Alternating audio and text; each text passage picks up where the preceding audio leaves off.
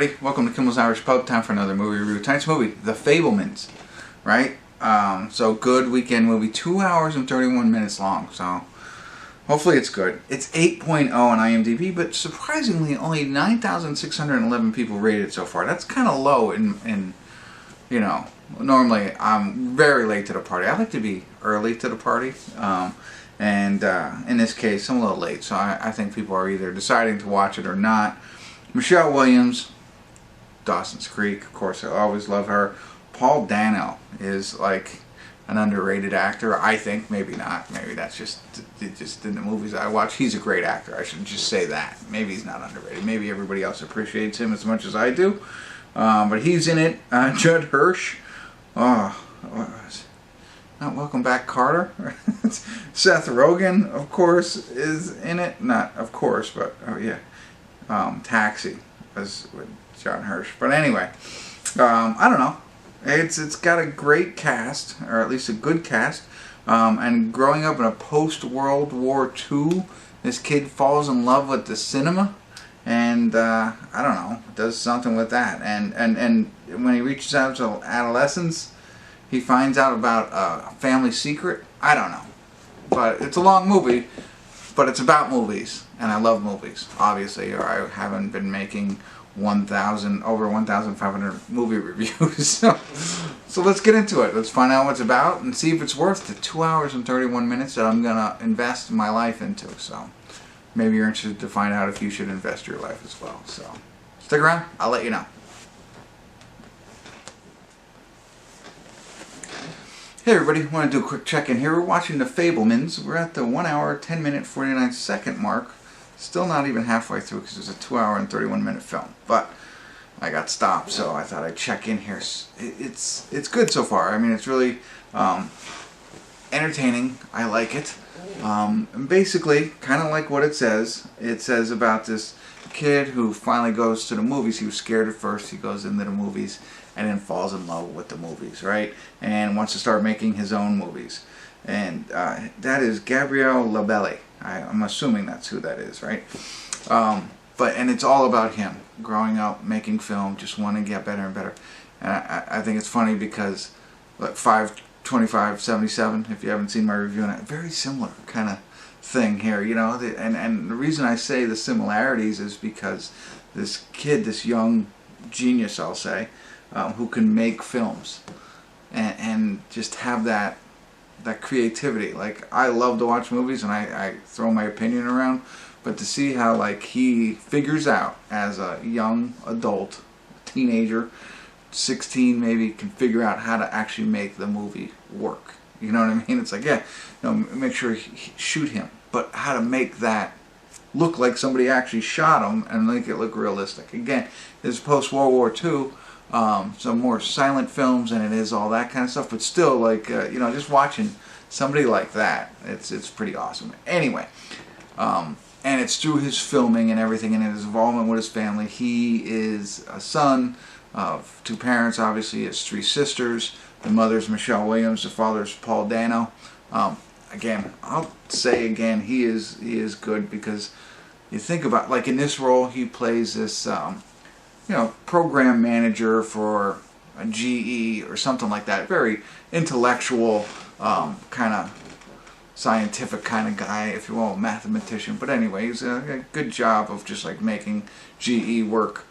But you see him in other roles, and you know, sometimes he's off his rocker kind of thing. So I think it's pretty neat. Anyway, but through his filming of his family and stuff like that, he uncovers a potential secret. And I won't go into that, but that's what it says in IMDb, and now I understand what that is.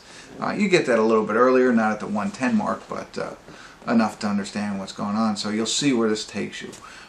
Seth Rogen plays a friend, best friend of Paul Dano's character, right? And they start off in New Jersey, and they all move to Arizona. Even he comes with them, and so we'll see. We'll see where it goes from now. The son has discovered this potential secret, and he has this information inside of him. Nothing has happened so far. But as I say in the IMDb, it's like makes how powerful film can be in spreading words. So we'll see where it goes from here. All right, that's enough. I rambled on a little bit. You know, it's a long film, so I'll be back in a while. Stick around.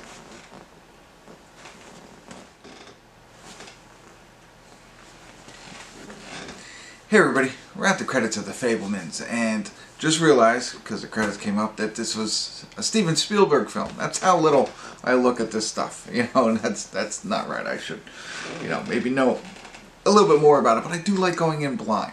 And honestly, before I saw that, I thought to myself, I thought, like, this movie is really about nothing, but it was interesting and captivating.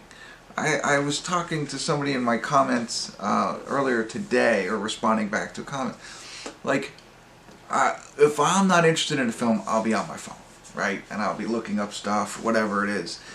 Sometimes people text me, but that's, besides that, I didn't find myself on my phone. And it's a 2.5-hour film, literally, about everyday life, essentially. Now, sure, I mean, this guy's a young kid who wants to be a filmmaker, but the family stuff and the moving and the jobs and all the other stuff that surrounds this, you know, this thing is really, you know, nothing. When I thought about it, I was really thinking about that. I was like, what was this movie? I mean, I know what it was about, but, you know, like, a lot of time, I mean, with all the movies today, they're about CGI and big plots and superheroes and whatever, big horror or some sort of crazy drama. This wasn't that, you know. It was really about everyday life. And then after Spielberg, I'm wondering, like, was this like some sort of story about him, you know, about him growing up and the struggles that he went through in order to become a filmmaker. I don't know. I didn't look it up to see, but I never heard that this was based on a true story or anything like that. But somehow he held my interest for the entire film, for almost the entire film, and at 2.5 hours. I do feel it was long. I definitely felt that. I thought it could have been shorter. But somehow it drew me in. And I know, I'm not going to say his name again, but I thought, man, the father was great. Michelle Williams, of course, she was really good in her role. Seth Rogen was good, limited role, but I liked him in this too. It's not his normal, you know, Pineapple Express kind of role. And the kid was good. So, you know, the acting keeps you, I guess, tuned in, but for some other reason, you stay engaged. And that was interesting to me when I was just like, what? So, 2.5 hours is a long time to dedicate yourself to a movie, especially nothing crazy. I do like the middle horizon at the end. I thought that was interesting. I also saw this one thing, and maybe you'll see it. It's not, I felt like I caught like a, I don't want to say an Easter egg, but because I don't think that's the right term. There's a shot of Paul Dano after he looks at the picture. This is towards the end of the film. He looks at a picture, and it shows the angle of him, and it seems like the roof, like he's real close to the roof. And I thought, is that like symbolism, like things are coming in on him? I don't know. It was an interesting piece. That was the only thing I found, but I don't know if that was meant to happen or whatever, but if you catch that, see what I mean. Because then, you know, they pan away and you can see, like, it's probably an 8-foot roof, and he's only 5'10", 6 foot, you know, and it's not really crowding in, but the angle. And I was like, is that some sort of symbolism? Am I overthinking everything? Probably. But yeah, it's hard to judge this film. I feel, I'll be honest, I feel like I wanted to score it higher. 1, because everybody else scored it higher, and 2, because it's a Spielberg film. But like I said, some of the, you know, check marks for me is how much am I on my phone, all that kind of stuff. So it really wasn't, but it was also a movie about nothing. So I don't know, crazy, you know. It was pretty neat, and you know, there you go. I mean, family issues, new schools, bullies, all that kind of stuff. You know, nothing crazy. So interesting. Check it out. I think maybe, but be prepared. You might hate it. You might be bored to death and not like it, because it's possible. But there you go. You are probably right now with this review. So, alright, that's it. That's all I got for you. I don't want to dwindle too long, but I wanted to share the end with you. So, that's it. Hopefully I was helpful. Thanks for tuning in. Kimmel's Irish Pub.